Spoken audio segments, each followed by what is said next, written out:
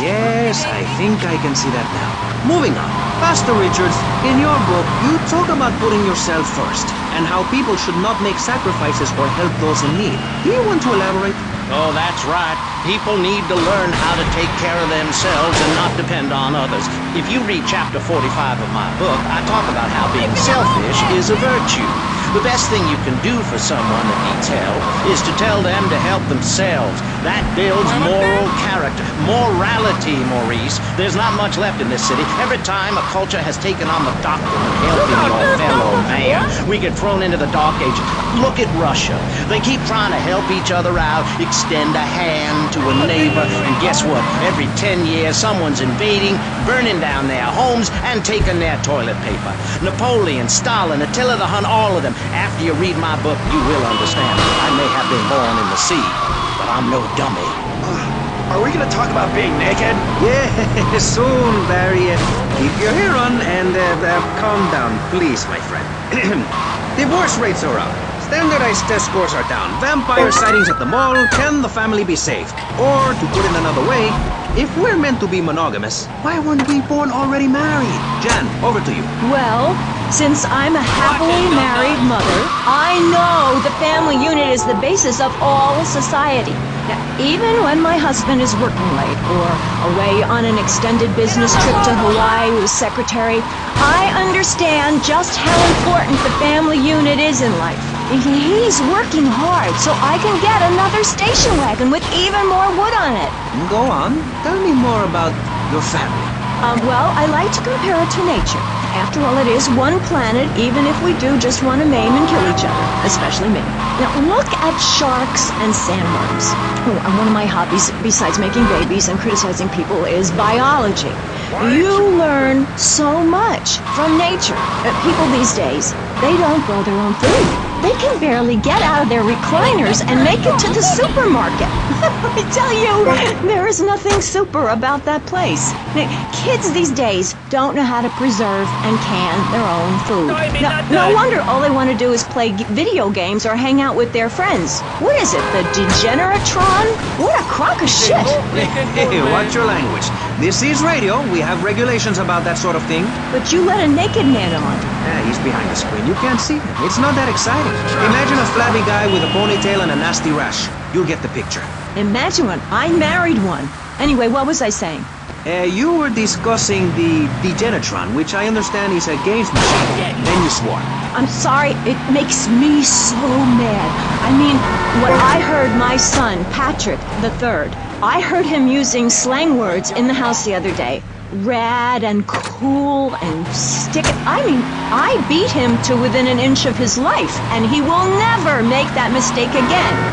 Americans should be spoken properly. What? No, don't interrupt me. I've got children, you know. Please. This is really important. It's about the family. Look. Nobody knows how to cook anymore. Nobody knows how to kill anymore. Nobody knows how to kill dinner.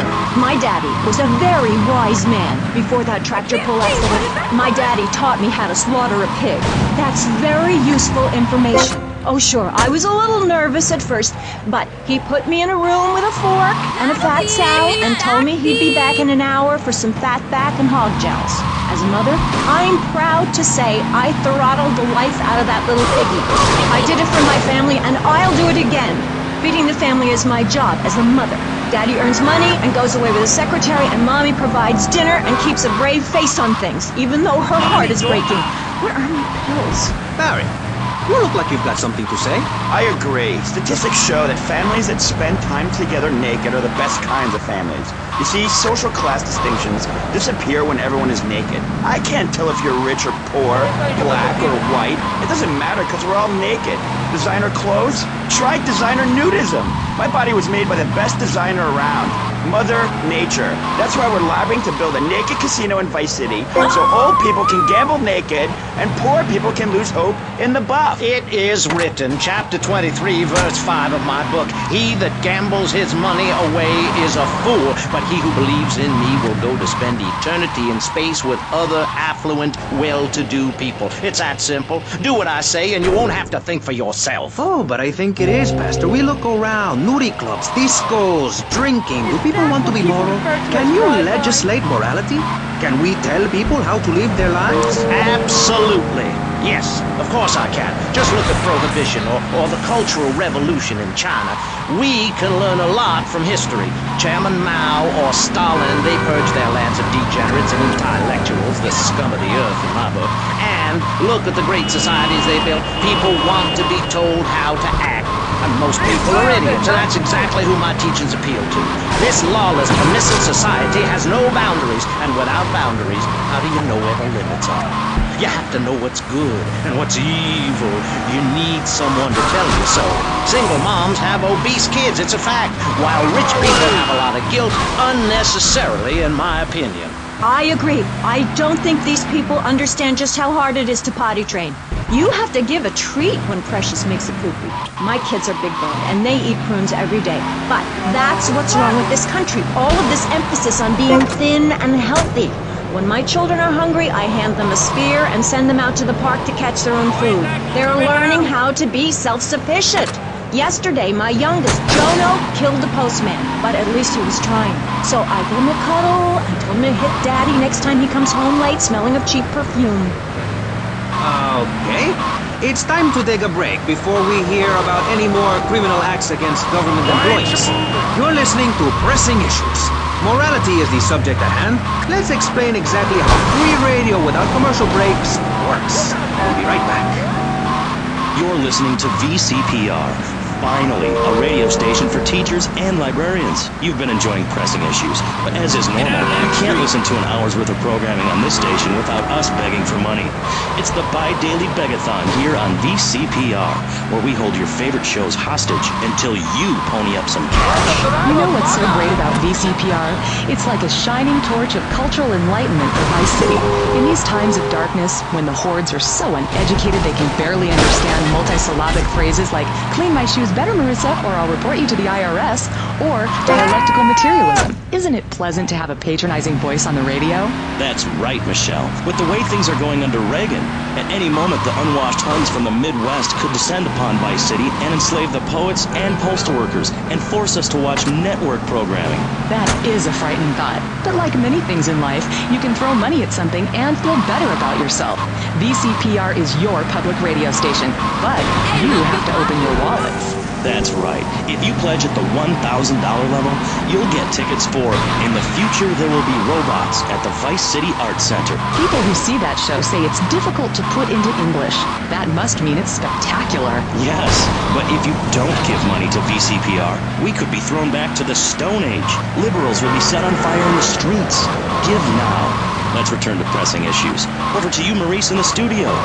Useless, talentless asshole. You're correct. He is an asshole. I love those guys. Really professional and living proof that all of the best talent isn't on commercial networks. These people do it for love because they have integrity, just like me. We're back with Pressing Issues. I'm Maurice Chavez, winner of 5 public radio awards in the Vice City area, including Best Voice. On this show, we take complex issues and boil them down to simple ones so you can understand. On this segment of the show, we are discussing morality. Since the beginning of time, man has asked questions. Where are we? What time is it? And is there a place around here a guy can get a drink? Early man, as seen in the Quai of Lascaux in France, questioned the morality of making the mammoth extinct. I think we all know what happened there. Is it society's job to tell each other how to live? Recently, my city considered passing a public curfew that says nobody can be on the streets after 8:30 p.m. Of course, the bill didn't get passed, but it made people think. If you don't vote, you get morons in charge. Is that moral? I'm not sure. Let's press the issue. Children should be at home with their parents naked. A curfew makes sense. You know how much money I save not having to wear trendy clothes? Read a history book. At the creation of the universe, the Big Bang, everyone was naked. Even you. Why do I have to stay behind this divider? Maurice, please! Because nobody is interested in seeing your business. Because we have standards of decency which you are offending. Look at me! I'm jumping up and down! Oh my goodness, get back behind the divider. Please, I'm married. What's so wrong with me? Why do you hate me because I'm happy? Jan, give me a hug. I won't hurt you.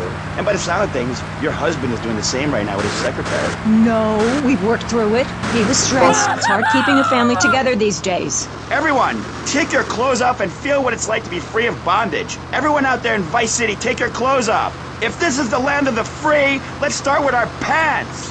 Feel the wind from the air conditioning. Ugh, a breeze is so liberating.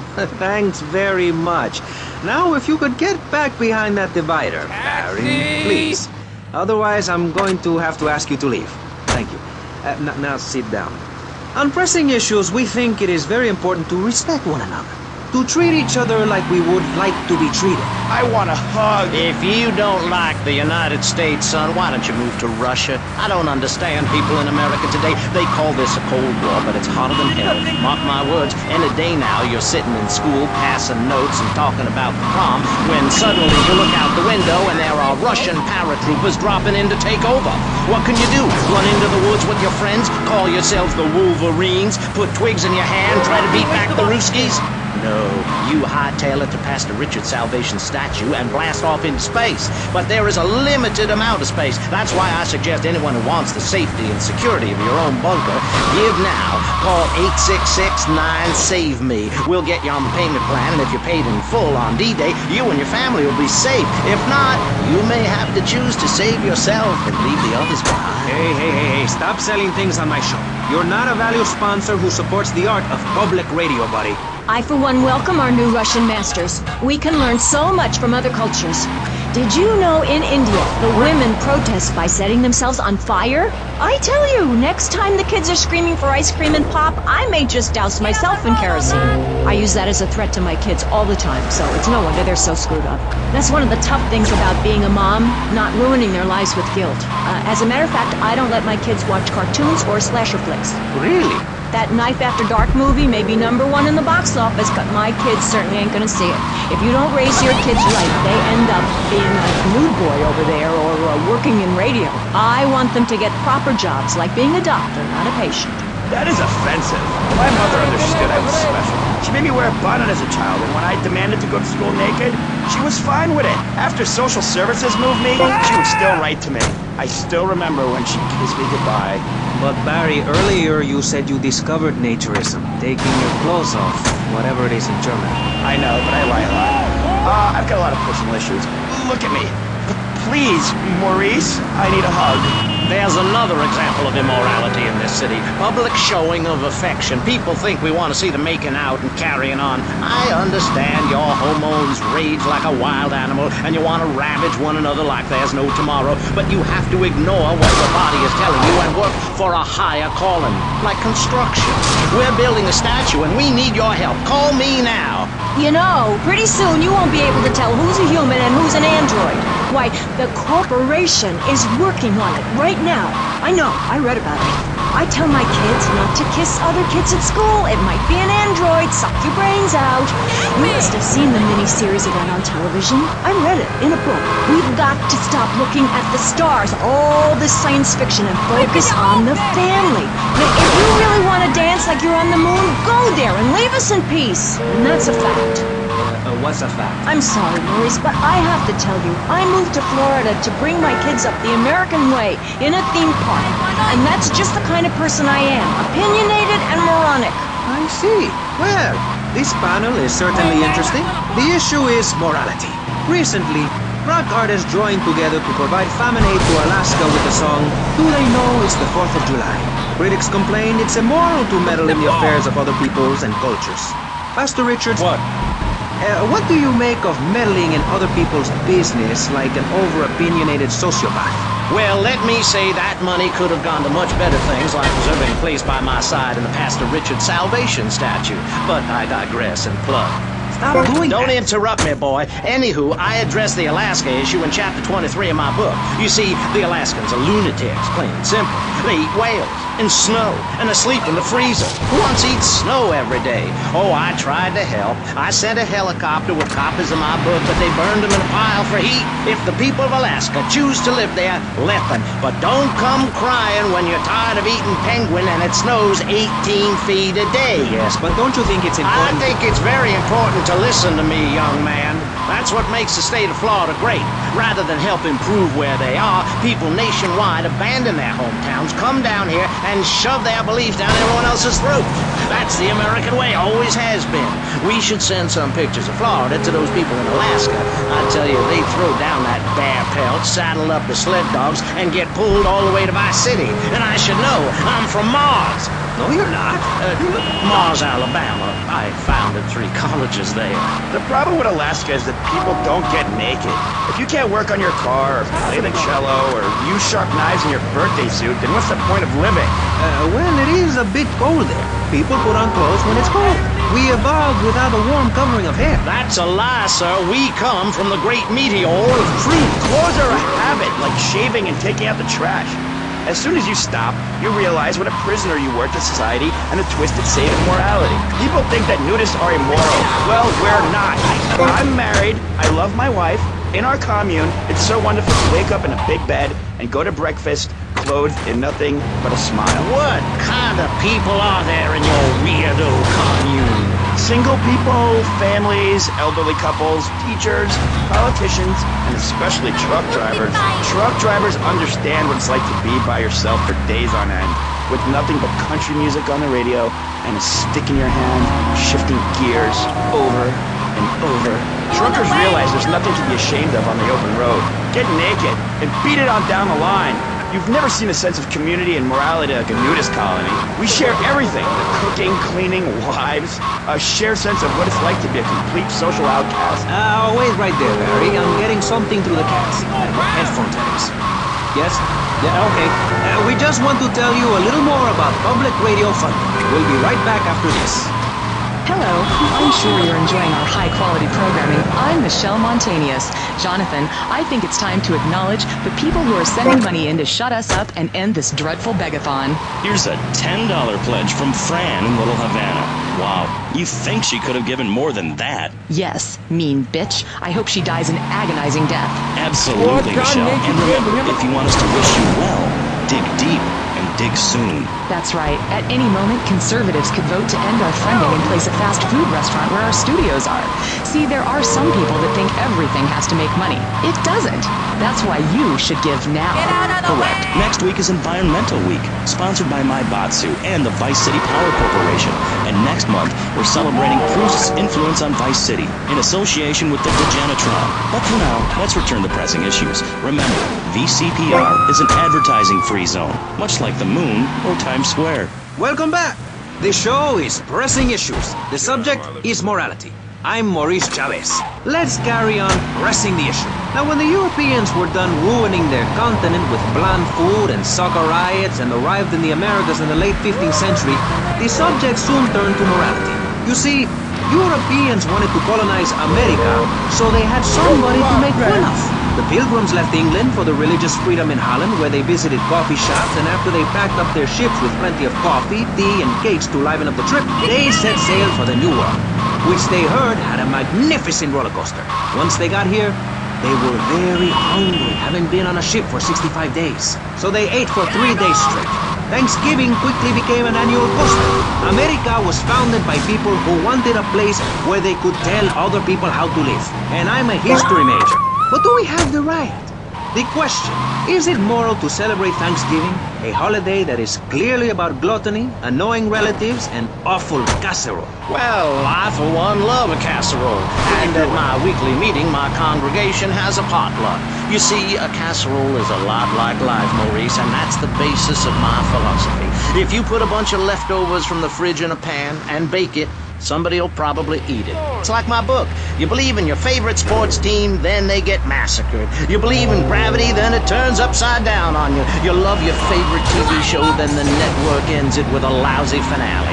But you can believe in me, and if you believe in something, support it. It's one thing to love something, but if you don't shower it with money, then just don't talk to me. Communism, don't make me puke my guts out, please. Well, I myself love casseroles on Thanksgiving. And the way to teach your children the rich history of America is through theme parks. I just love Pilgrim World, especially the part where you get to slaughter your own buffalo and take home the meat, or give the locals the flu while buying their land off them for a pittance. That's what children need. What is? Wholesome activities that benefit the family. Now, what good is it if a kid plays Degeneratron for 5 hours? Oh, sure, he's killing space aliens, thank you very much, but it ain't putting food on the table. And he's learning bad language, like when my family go out to dinner, we're starting from scratch, even if Daddy is working late again. We build our own spears, smear ourselves in dung, and then wait in a swamp for something to come by. In the suburbs? I bet your neighbors love you. How long do you wait? Don't you get arrested? Hey, mister, I'm married. Look at the finger. It has a ring. I've got children, for Pete's sake. Stop eyeing me up. I wasn't. You were. I can see you undressing me with your eyes. Well, I tell you, I was a cheerleader and nearly a prom queen. And I could have married anyone, but I chose John. I chose him because he had a kind face and a rich dad. I didn't know he was going to cheat on me or embarrass me. I didn't know. But I won't be made a fool of. I've got the children. Okay, Jan, it's okay. Men are idiots. Ask my ex-wife. Don't worry. Stay calm. I'm not eyeing you up, but I am a little worried about you. How are the children? Do they enjoy school? Of course they do. That's precisely why I'm going to start homeschooling my children. My school is a cult. There's a group of savages that rule the roost and get all the girls, and everyone else is picked on and abused. It happened to me, and look at me. I'm a deranged mess, and my husband cheats on me. I don't want my kids to go to a public high school. Instead, we have a prom each year in my living room. And that leads to my next question. People in high school in Chile are all naked. I've about had it with you, Barry. I try to be fair, I try to be kind, but you are a freak and a liar and wasting everybody's time. The organs below the belt are for reproduction and removing of bodily waste. There's no reason that when I go to buy a soda or a transmission, I need to be distracted by your privates dangling about. Now, when I go to the store to buy an air conditioning filter, I'd rather not have to look at your moneymaker, amigo. I'm glad you are proud of it. But when people of Vice City are in a Quickie Mart, they should be able to have a simple financial transaction without seeing your fire hose. Are you with me? Sorry, Maurice. That's okay. Just try to behave. I think the sun must have got to you or something. Yes, maybe that's it. Maurice, if I may, you have a fine show here, and I'm glad to be on. But everyone within the sound of my voice and smell will die in the fires of doom. It is written. TV is trash, radio is trash, our newspapers are run by Canadians with an agenda. Our very way of life is threatened. We formed this great state to play golf, and I'll be damned if any weirdo hippies are going to tell us we can't fill in wetlands and make a home for ourselves, complete with 18-hole championship standard courses and selective admission. Heathens will ruin the land, acid will rain from the skies, we'll never hear my voice again, it will be anarchy. TV teaches immorality. Refugees, glue, the price of tea in China. How can we raise children in this environment? My little boy asked me the other day, Mommy, are unicorns real? What am I supposed to say to that? Do I lie and make myself as bad as the boy's father? Or do I break the little boy's heart and ruin his life so that he ends up a nudist or a freak or something? It's a difficult question, Jan. A very difficult question. Is it right to lie? Clothes are a lie, Maurice. No, Barry. Clothes are a way of keeping warm and not getting arrested. No policeman has ever hit me with his truncheon. I'd like to hit you back to hell, you sicko. You're filth. Human form of vermin. A blight on a fine society, picket fences and garden parties, and everyone coming 3 times a day to my statue to pay homage. Pastor Richards, as a human being, I have to say I find your philosophy or cult or whatever it is utterly and completely appalling. Why, thank you. I knew you'd understand. I mean, you seem to want to build a religion around yourself and some 1950s vision of America. It's the 1980s, man. And one-man worship me cults are not allowed, my friend. Exactly. As I say in the great book, many a call, but unless you have a good credit rating, go screw yourself. You'll burn in hell. Ay, por favor, shut up. Barry, what are you doing? I'm lonely, Maurice. Lonely, and I need some bodily contact. Get back behind that panel. Don't be shy. Please. We've all got one. That means I'm happy. Hey, stay away from me. I'm a celebrity. Oh, good Lord. Hide yourself, boy. I warn you, I'm armed and I'm not afraid to use it. We've all got one. Look how free I am. Man feels so good. I feel you. Hey, Pastor Richards, please, put the gun away. Put it away. No! I am the sole judge of truth and decency. Get back, heathen! Get back! I love you all. Evildoer! Die, devil! Die!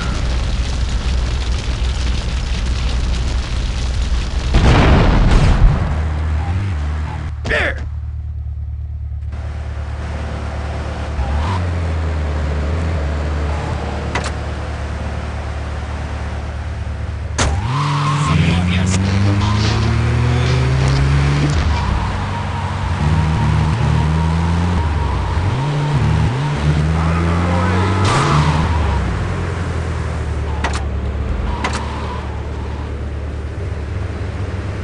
Moron!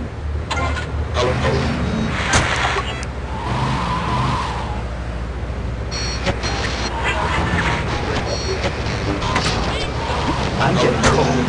Quickly. It's okay to use hands. Ow! Get off of me! I'm happily divorced! Shall I send him to hell, Maurice? Yes! I mean, no! No, you psychotic lunatic! Put that gun away! Don't point it at me! Or your what, son? You think I'm scared of your conventional lily-livered morality? You think you can tell me what to do? You think it's wrong for me to have 5 concubines to spread my genes or to use money from the statue for building my own palace in Hawaii? You think that's wrong, do you, son? Do you, huh? No, Mr. Pastor. It's all right. I think it's very right. Very right indeed. You're the boss. You're in charge. You're the king. Damn right I am. Now I'll tell you about morality. Morality is what I say is right, and immorality is what I say is wrong. You gotta understand this. I do. Oh, I'm bleeding. I need a proctologist. Shut it. Now, next question. Ask me anything. Ask me anything you want. Yeah, son. well, I'd love to, but it seems that is about all we have time for, actually. The thing is, you see, this is public radio, and every once in a while we need to appeal for money, or cut away when people start brandishing guns in the studio. Like this. You're on Pressing Issues, and in this show we discussed morality. I think we made a lot of progress and really came together. I'm Maurice Chavez. Bye. Please, don't kill me. I hope you were enjoying Pressing Issues. I certainly was. Yes, it's almost as interesting as listening to you, Jonathan. Wow, thanks, Michelle. It is, isn't it?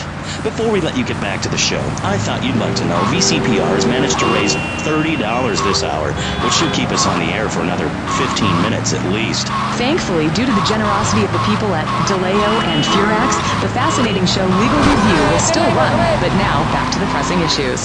Actually, before we let you get back to the show, I'd like to say something. I know that public radio may not seem very important in an era of poverty and famine and immense personal greed, but I can assure you it is. And not just because I say so. Look at the facts. 15 of the last 37 American presidents and 47 vice presidents have appeared on VCPR in the last month. 33% of all Nobel Prize winners started out in public radio. Without public radio, we would never have discovered gravity, or the pizza, or the fact that a lot of people love to hear themselves rattle. Anyway, sermon over. I hope you folks at home understand how passionate we are about public radio, and it has nothing to do with the fact I got kicked off the networks. That was very moving, Jonathan. Back to Pressing Issues.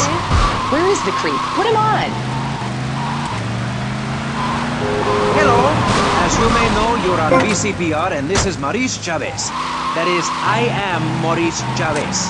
That's Chavez, not Chaves or Chavis. This isn't a game show.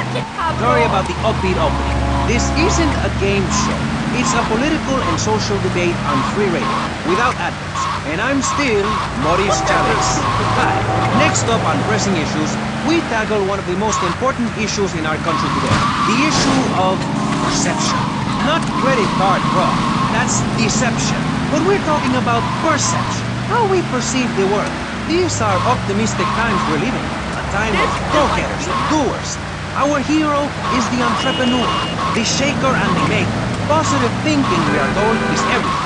Think it, and we can do it. For that, let's press the issue. Personally, some days I wake up and I look out the window and I think it's great to be alive. Other days, like payday or my ex-wife's birthday, I want to hide under the pillows and cry. But that's me, a man of contradictions, as my therapist said. He was a Jungian. But whatever. I'm Maurice Chavez, and on our panel right now, we've got 3 very contrasting views about the issue of positive thinking. On my right, I have Gothic artist, vampire hunter, and, in his words, man of the night, Konstantinos Smith. Konstantinos, hello. Greetings, Marta. I hope this is good. I'm missing the Saints. You don't sound excited to be here. No, man. I'm mind-numbingly depressed. It's great. Okay, I'm going to have to interrupt you there. And on the left, I have positive thinker extraordinaire, a man who dragged himself up from the gutter, Jeremy Robart. Hey, the ghetto, not the gutter. I didn't live in the gutter. I lived in the ghetto. I'm a survivor, not vermin. I'm from the streets. Okay. Hey, I can teach you how to be a survivor too. All of you. I can help everyone. I've got what they call a gift of communications. I can help you all realize that gift. Make something of yourself. Realize your dream. I'm like a high school counselor. I'll show you your potential. It's easy. All you have to do is follow my simple program on audio cassette or VHS. Okay, not right now. This isn't a commercial. And if you're not going to underwrite the station, I can let you read these blatant plugs. People pay for that. Hey, everything in life is an opportunity. When I was in jail, I got the idea for my current business. And look at me now. I got offices in Vice City, Bogota, Lebanese, and Jamaica. If I can do it, I can help you make something of yourself. You can be just like me, a success. Hey, enough, no more. Not a word from you until you are called upon again. It's a 3-stage process. Learn, start, do it. Shut up! I'm warning you, this is my show. You shut your mouth. Shut it now and keep it shut. Do not push me, you shiny suited prick. Do not push me. Hey, you have to dress to impress. I cover that in my program. People make judgments on who you are based on your appearance. Scientists say we form 98% of our opinions on a person in the first half second we meet them. Hey, and if scientists say it, it must be the character. I teach you how to live that. Enough! This is pressing issues. Enough now, okay? Enough. Please, no more. Okay, my last panelist is someone without a plan to sell, without a program, but with a beautiful message. So it says here, Vice City Civilian of the Year for 1985, Jenny Louise Kraft. Hi, Maurice. This is such a lovely studio. Thanks. How are you doing? Great. In fact, I'm fantastic. Did you see the sunrise this morning? It was gorgeous. I've been smiling all day ever since. Okay. Now let's get with the policy of ladies first. And since you seem to be the most pleasant person here, Jenny, let's start with you. You seem like a very happy person. Oh, I am. Really? Why? Well, life's great, isn't it? I mean, good things come my way because I hold each one close because I deserve it. I bet you wouldn't be so cheery if you had the Black Plague. Jenny's living in a fictional world. Goths like me, we see the world for what it is. Dark songs in the night, black nail polish, and very tight black jeans, man. Like, everything is great. Like everything. Constantinos, you're shaking your head. I know, Maurice. I am. Any particular reason? Yeah. What then? There's only one thing good about life. And what's that? Death. Death? Yeah, and dying. That's good too. And black. And the moon. At least when you're dead, you can go around as an extra body and visit places like New Orleans. I love New Orleans. It's really hot and depressing. Oh, death is good. Is it? Yeah. What?